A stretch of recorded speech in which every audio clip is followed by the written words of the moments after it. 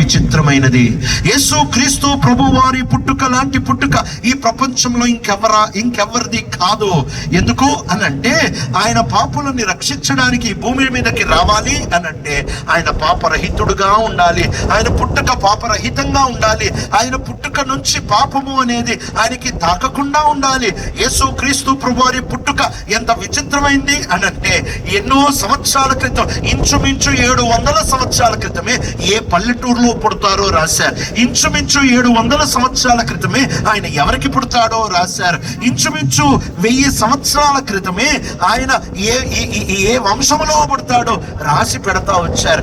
యేసు క్రీస్తు ప్రభు వారి పుట్టుక గురించి చాలా స్పష్టంగా రాసి పెడతా వచ్చారు. అక్కడతో ఆగట్లేదు. ఆయన పుట్టుక ఎందుకు విచిత్రము అనంటే యేసు క్రీస్తు ప్రభు వారు పుట్టేటప్పుడు పురుష సంయోగము లేకుండా, పురుషుని దగ్గర నుంచి ఏ పదార్థము లేకుండా ఆయన ఈ భూమి మీద జన్మిస్తా వచ్చాడు. యేసు క్రీస్తు ప్రభు వారు పుట్టినప్పుడు ఆయన కన్యక గర్భాన్న జన్మిస్తా వచ్చాడు. ఆయన పుట్టినప్పుడు సహజంగా ఎవరైనా పిల్లలు పుడితే ఆ క్లినిక్ లో ఉంటున్న నర్సో డాక్టరో బయటకు వచ్చి కంగ్రాచులేషన్స్ అండి మీకు కొడుకు పుట్టారు అని చెప్తారు కదా. కానీ యేసు క్రీస్తు ప్రభువారు పుడితే ఎవరొచ్చి చెప్పారో తెలుసా? నేరుగా గగనమే చీలింది, ఆకాశం నుండి దేవదూతలు దిగొచ్చారు. దేవదూతలు దిగొచ్చి చెప్తున్నారు, సార్ మీ కొరకు లోక రక్షకుడు పుట్టాడు అని కాపరులతో చెప్తున్నారు. లోక రక్షకుడు ఆయన పుట్టిన తర్వాత రక్షకుడు అవ్వలేదు, ఆయన రక్షకుడుగానే పుట్టాడు. ఆయన పుట్టుకే చాలా విచిత్రం. ఎందుకు అనంటే ఆయన తన పుట్టుక గురించి మాట్లాడేటప్పుడు ఎలా మాట్లాడుతున్నాడో తెలుసా? నేను వచ్చాను అని మాట్లాడతాడు. నేను పుట్టాను అనే మాటలు చాలా అరుదు. రావడం ఏంటి అనంటే ఆయన మునుపు నుంచి ఉన్నవాడు. క్రిస్మస్ దినాన్న యేసు ప్రభు ఆరంభం అవ్వలేదు. క్రిస్మస్ దినాన్న యేసు క్రీస్తు ప్రభు ఆవిర్భవించలేదు.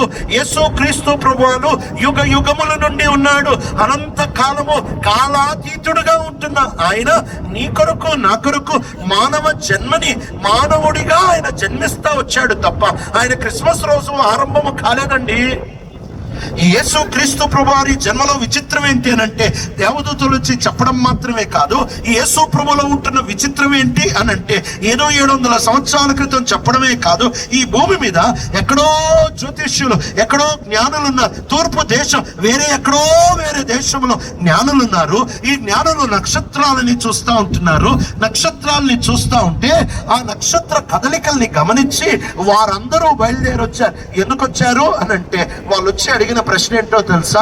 యూదులకి రాజుగా పుట్టిన వాడెక్కడ? ఈ ప్రపంచంలోనే ఎవడన్నా రాజుగా పుట్టాడా? ఎవరన్నా పుట్టిన తర్వాత రాజు అవ్వచ్చేమో, పుట్టేటప్పుడు రాజకుమారుడిగా పుట్టొచ్చేమో, కానీ రాజుగా పుట్టగలిగిన వాడు ఎవడు లేడు.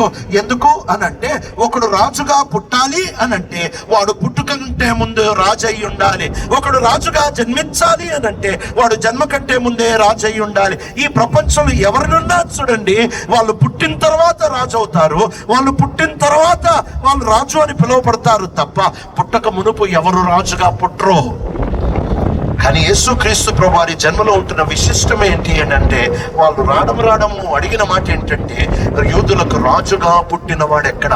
ఆయన రాజుగానే వస్తా వచ్చాడు. ఆయన పుట్టిన తర్వాత రక్షకుడు కాదు.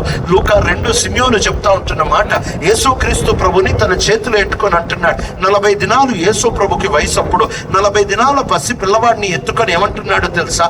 ఇశ్రాయేలీల ఎదుట మహిమగాను అన్యజనులకి దేవుని వెలుగుగాను సకల లోకము ఎదుట నీవు సిద్ధపరచిన రక్షణను, యేసు ప్రభువారు దేవుని వెలుగు, యేసు ప్రభువారు దేవుని మహిమ, యేసు ప్రభువారు లోక రక్షకుడు. ఆయన జన్మే చాలా విచిత్రము.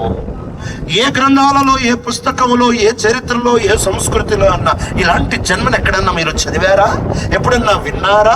ప్రవచనాత్మకంగా జన్మించాడు. స్థలము ప్రవచించబడింది, ఆయన జనన విధానము ప్రవచించబడింది, నక్షత్రాలు ఆయన జననం గురించి మాట్లాడాయి, దేవదూతలు